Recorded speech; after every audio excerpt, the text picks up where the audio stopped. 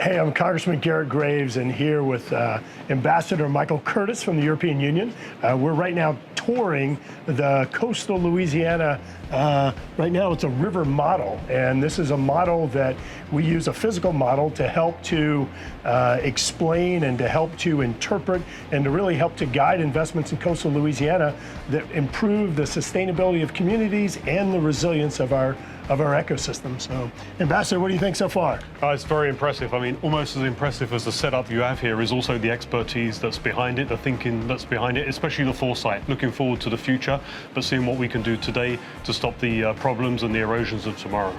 We've had a great trip or tour today and been talking a lot about some of the problems in coastal Louisiana that have contributed to the loss of about 2,000 square miles of our coast as a result of a number of factors, but how the solutions that are being developed right here behind us with all of the experts the ambassador mentioned are solutions that can be exported to adjacent states and really countries around the world. What's a problem in Louisiana that probably is valued at around maybe $70 billion, if you look at the global cost of adaptation as a result of sea rise and coastal resiliency challenges, it is probably trillions of dollars in investments that are needed, including a good bit of investment in the European Union. Exactly. And you know, this is what very important here is the expertise and the knowledge that it can be used elsewhere, not just in the United States, but it's also expertise that we can use in Europe. And on the European side, we have expertise we can share with the US side, for example, on other issues, you know, combating climate change, also on air quality, for example. But here, given Louisiana's history, its geographical position, on the water side, I think there's very much that we can learn from the Americans.